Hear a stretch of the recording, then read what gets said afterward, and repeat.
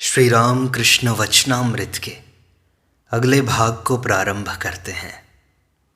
श्री राम कृष्ण भक्तों से कहते हैं, नमस्कार मन ही मन का अच्छा होता है। पैरों पर हाथ रखकर नमस्कार की क्या ज़रूरत है। और मन ही मन जिसे नमस्कार किया जाता है उसे संकोच भी नहीं होता।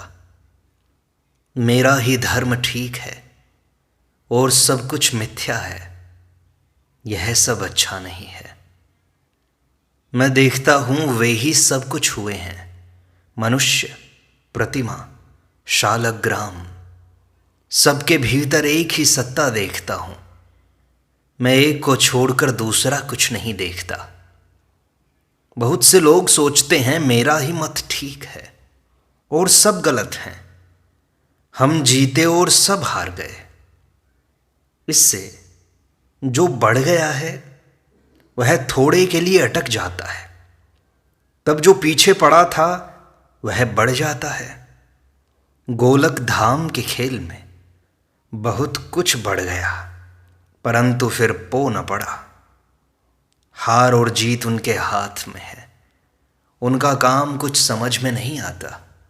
देखो, नारियल इतने ऊंचे रहता है, धूप लगती है, फिर भी उसके जल की तासीर ठंडी है। इधर पानी फल, सिंघाड़ा पानी में रहता है, परंतु उसकी तासीर गर्म होती है। आदमी का शरीर देखो, सिर जो मूल है ऊपर चला गया। इस पर भक्त पूछता है, महाराज हमारा इस समय कर्तव्य क्या है। श्री राम कृष्ण कहते हैं, किसी तरह उनके साथ युक्त होकर रहना। दो रास्ते हैं, कर्मयोग और मनोयोग। जो लोग गृहस्थ आश्रमी हैं उनका योग कर्म के द्वारा होता है। 4 आश्रम हैं, ब्रह्मचर्य, गृहस्थ, वानप्रस्थ और सन्यास। सन्यासी को काम्य कर्मों का त्याग कर देना चाहिए, परंतु नित्य कर्म उसे कामनाहीन होकर करना चाहिए।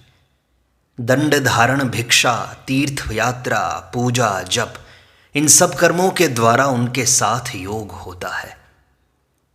और चाहे जो काम करो, फल की आकांक्षा का त्याग करके करो। फल की आकांक्षा को छोड़कर कर सको तो उनके साथ योग होगा।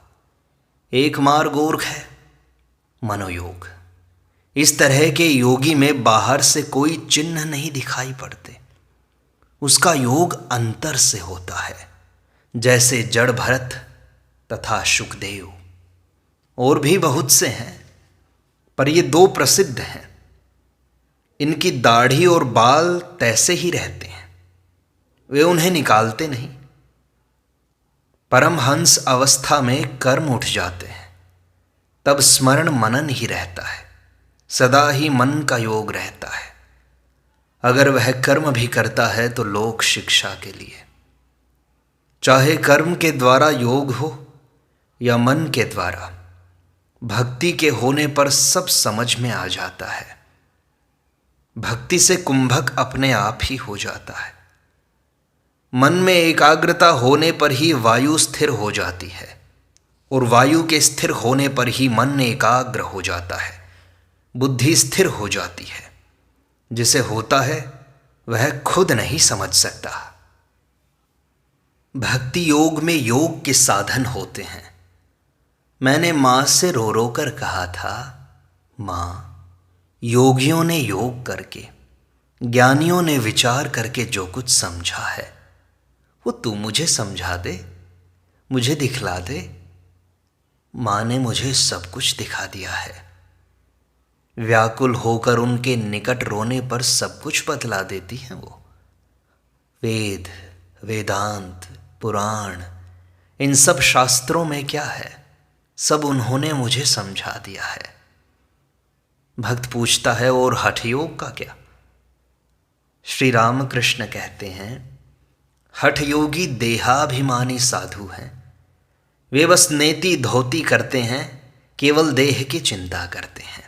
उनका उद्देश्य आयु की वृद्धि करना है। देह की ही दिन रात सेवा किया करते हैं। ये अच्छा नहीं है।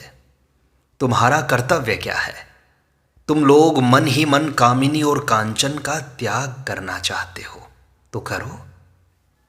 तुम लोग संसार को काक विष्ठा नहीं कह सकते। गोस्वामी गृहस्थ हैं, इसलिए मैं उनसे कहता हूं, तुम्हारे यहां श्री ठाकुर जी की सेवा है, तुम लोग क्या संसार का त्याग करोगे? तुम लोग संसार को माया कहकर उनका अस्तित्व लोप नहीं कर सकते।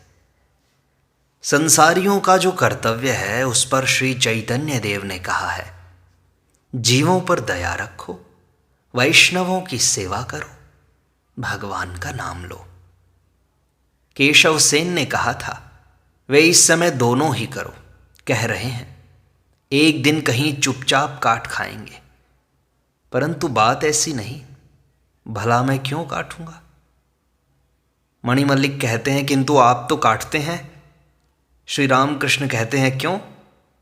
तुम जैसे के वैसे ही तो बने हो, तुम्हें त्याग करने की क्या जरूरत है? देखो, जिनके द्वारा वे लोक शिक्षा देना चाहते हैं उन्हें संसार का त्याग करना चाहिए। जो आचार्य हैं उन्हें कामिनी और कांचन का त्याग करना चाहिए, नहीं तो उनके उपदेश लोग मानते नहीं। फिर केवल भीतर ही त्याग के होने से काम नहीं होता, बाहर भी त्याग होना चाहिए। लोक शिक्षा तभी हो सकती है। नहीं तो लोग सोचते हैं ये कामिनी और कांचन का त्याग करने के लिए कह तो रहे हैं, परंतु भीतर ये खुद उसका भोग कर रहे हैं। एक वैद्य ने रोगी को दवा देकर कहा, तुम किसी दूसरे दिन आना, भोजन आदि की बात बता दूंगा। उस दिन वैद्य के यहां राब की बहुत सी कलसियां भरी थी। रोगी का घर बहुत दूर था। उसने दूसरे दिन आकर उनसे भेंट की। वैद्य ने कहा, खाने पीने में जरा सावधानी रखना, गुड़ खाना अच्छा नहीं है। रोगी के चले जाने पर एक आदमी ने वैद्य से पूछा, उसे इतनी तकलीफ आपने क्यों दी है? उसी दिन कह देते कि गुड़ न खाना। हंसकर वैद्य ने कहा, इसका एक खास अर्थ है। उस दिन मेरे यहाँ राब और गुड़ के बहुत से घड़े रखे हुए थे। उस दिन अगर मैं कहता तो उसको विश्वास न होता। वह सोचता, जब इन्हीं के यहाँ इतना गुड़ रखा है तो ये जरूर कुछ न कुछ गुड़ खाया करते होंगे, अतएव गुड़ कुछ ऐसी बुरी चीज नहीं हो सकती। आज मैंने गुड़ के घड़ों को छिपा रखा है, अब उसे मेरी बात का विश्वास होगा। मैंने आदि समाज के आचार्य को देखा, सुना, दूसरी या तीसरी बार उसने विवाह किया है, उसके लड़के बड़े बड़े हो गए हैं। ये ही लोग आचार्य हैं। ये लोग अगर कहें ईश्वर सत्य है और सब मिथ्या, तो इनकी बात का विश्वास भला कैसे हो सकता है? जैसा गुरु है उसको शिष्य भी वैसे ही मिलते हैं।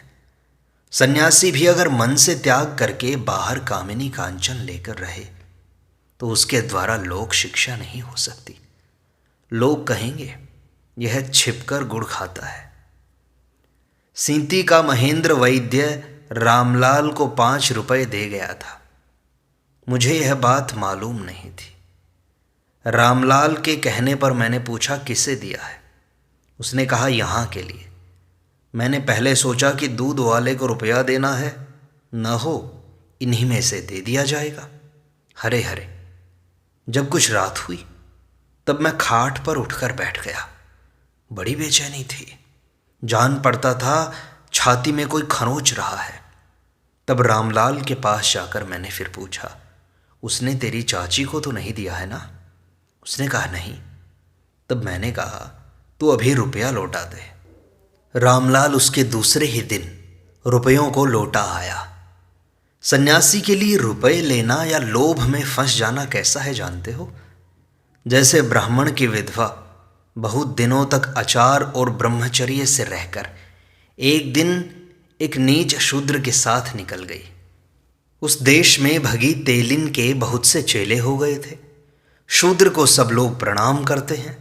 यह देखकर वहां के जमींदार ने उसके पीछे किसी बदमाश को भिड़ा दिया उसने उसका धर्म नष्ट कर दिया। साधन भजन सब मिट्टी में मिल गया। पतित सन्यासी भी वैसा ही है। तुम लोग संसारी हो, तुम्हारे लिए सत्संग की आवश्यकता है। पहले है साधु संग, फिर है श्रद्धा। साधु संत अगर उसका नाम न लें, उनका गुण न गाएं, तो ईश्वर पर लोगों का विश्वास और श्रद्धा भक्ति कैसे हो सकती है। जब लोग तुम्हें 3 पुश्त का अमीर समझेंगे तभी मानेंगे ना। मास्टर से कहते हैं कि ज्ञान के होने पर भी सदा अनुशीलन चाहिए। तोतापुरी कहता था, लोटे को एक दिन मलने से क्या होगा, डाल रखोगे तो फिर मैला हो जाएगा। तुम्हारे घर एक बार जाना है। तुम्हारा अड्डा अगर मालूम रहा तो संभव है वहां बहुत से भक्त आ मिलेंगे। तुम ईशान के पास एक बार जाना। मणि कहते हैं, जी अवश्य। श्री राम कृष्ण कहते हैं, खूब उदार और सरल हुए बिना ईश्वर के दर्शन नहीं होते। कल विजय अधरसेन के यहां गया हुआ था। व्यवहार ऐसा था जैसे अपना मकान हो, सब अपने आदमी हो। विषय बुद्धि के गए बिना कोई उदार और सरल नहीं होता। मिट्टी बनाई हुई न हो तो उसके बर्तन नहीं बन सकते। भीतर बालू या कंकड़ के रहने पर बर्तन चटक जाते हैं। इसीलिए कुम्हार पहले मिट्टी बनाता है। आईने में गर्द पड़ गई हो तो उसमें मुख दिखाई नहीं देता। चित्त शुद्धि के हुए बिना अपने स्वरूप के दर्शन नहीं होते। देखो ना, जहां अवतार है वहीं सरलता है।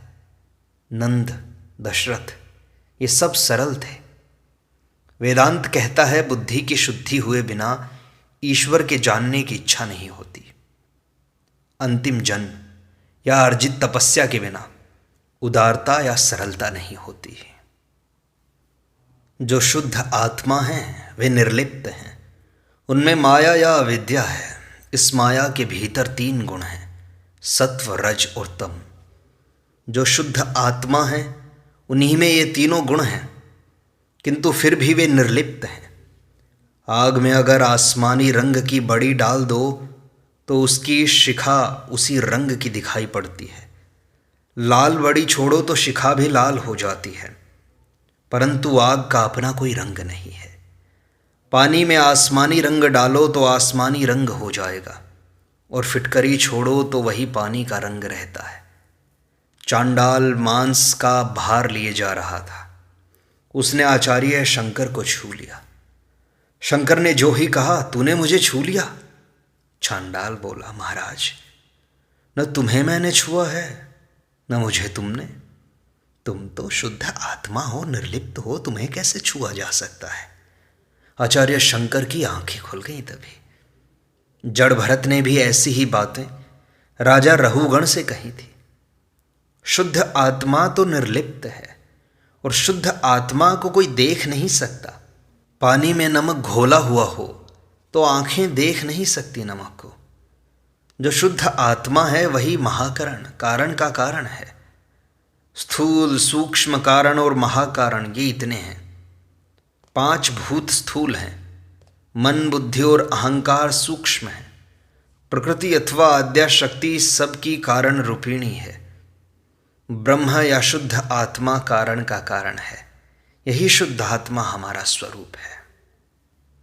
कोई पूछे कि ज्ञान किसे कहते हैं, तो मैं कहूँगा इसी स्वरूप का ज्ञान प्राप्त करना और मन को उसी में लगाए रहना, इस शुद्ध आत्मा को जानना, यही ज्ञान है।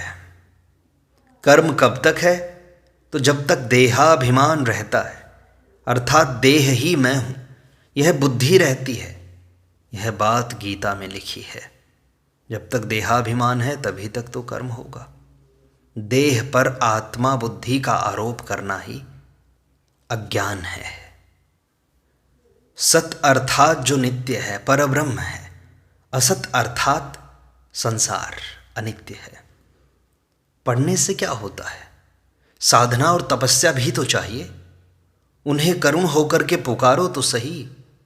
भांग भांग चिल्लाने से क्या होगा, भांग को रगड़ करके पियो, देखो, तभी तो चढ़ेगी। इसी तरह भगवान के नाम में डूबो, तपस्या करो, उनके लिए रो, तभी तो तुम्हें मिलेंगे, तभी तो उनका रस चखोगे।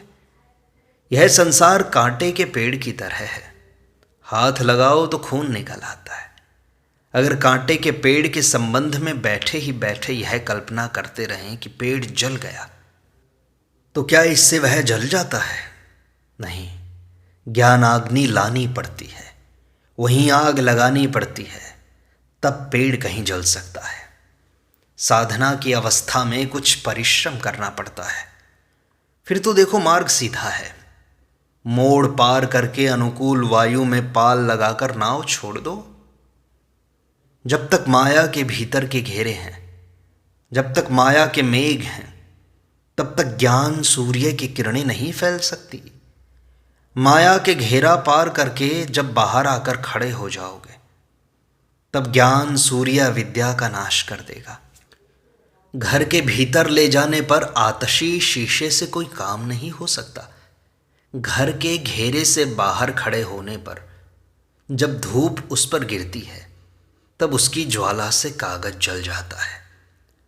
और बादलों के रहने पर भी आतशी शीशे से कागज नहीं जलता, बादलों के हट जाने पर ही वह काम कर सकेगा। कामिनी और कांचन के घेरे से जरा हटकर खड़े होने पर, अलग रहकर कुछ साधना करने पर मन का अंधकार दूर होता है, अविद्या और अहंकार के बादल हट जाते हैं, ज्ञान लाभ होता है। कामिनी और कांचन ही बादल हैं। श्री रामकृष्ण कहते हैं, त्यागियों के नियम बड़े कठिन हैं। कामिनी और कांचन का संसर्ग लेश मात्र भी न रहना चाहिए। रुपया अपने हाथ से तो छूना ही नहीं चाहिए, परंतु दूसरे के पास रखने की कोई व्यवस्था न रहनी चाहिए, ये भी ध्यान देना। लक्ष्मी नारायण मारवाड़ी था, वेदांती भी था, प्रायः यहाँ आया करता था।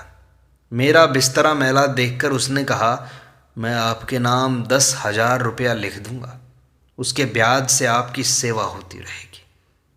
उसने यह बात कही नहीं कि मैं जैसे लाठी की चोट खाकर बेहोश हो गया। होश आने पर उससे कहा, तुम्हें अगर ऐसी बात करनी हो तो फिर यहाँ कभी ना आना। मुझ में रुपया छूने की शक्ति नहीं है बाबा, और ना ही मैं रुपया पास रख सकता हूं। उसकी बुद्धि बड़ी सूक्ष्म थी। उसने कहा, तो अब भी आपके लिए त्याज्य और ग्राह्य बचा हुआ है, इसका मतलब आपको अभी ज्ञान नहीं हुआ। मैंने कहा, नहीं भाई, इतना ज्ञान मुझे नहीं हुआ। लक्ष्मी नारायण ने तब वह धन हृदय के हाथ में देना चाहा। मैंने कहा, तो मुझे कहना होगा, इसे दे उसे दे। अगर उसने न दिया तो क्रोध का आना अनिवार्य होगा।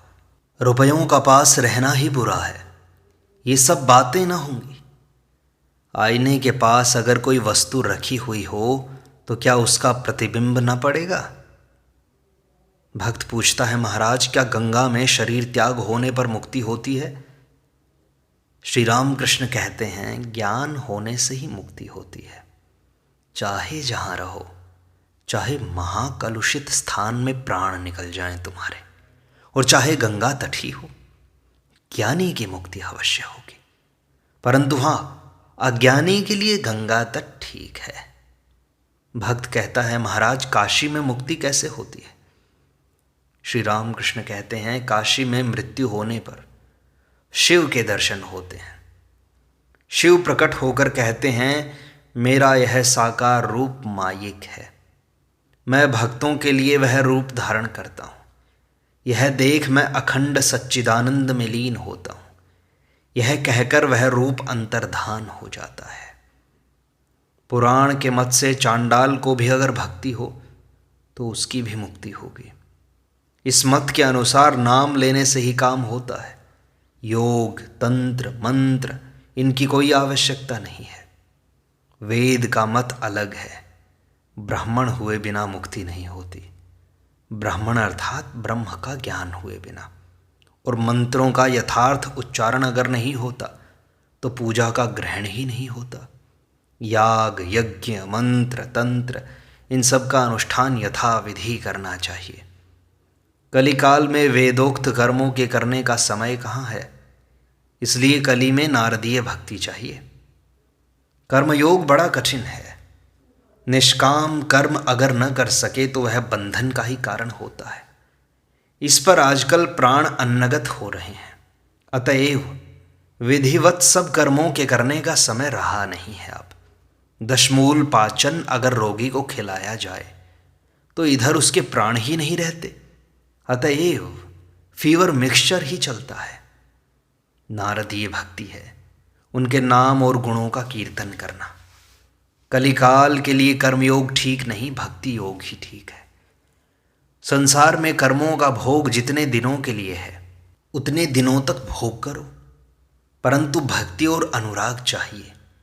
उनके नाम और गुणों का कीर्तन करने पर कर्मों का क्षय हो जाता है। सदा ही कर्म नहीं रहते। उन पर जितनी ही शुद्धा भक्ति और प्रीति होगी, कर्म उतने ही लगातार घटते जाएंगे।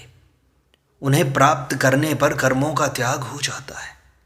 गृहस्थ की बहू को जब गर्भ होता है तो उसकी सास उसका काम घटा देती है। लड़का होने पर उसे काम नहीं करना पड़ता। इसीलिए तुम भी धीरे धीरे भक्ति करते रहो। जब भगवान को लगेगा कि अब इसके सारे कर्म कर देने चाहिए कम, तो फिर वे आपके कर्म कम कर देंगे और फिर पूरा समय भगवान का चिंतन मनन, उनका भजन करते रहना। इस प्रकार श्री राम कृष्ण वचनामृत का यह भाग संपूर्णता को प्राप्त होता है। शेष अगले अंक में।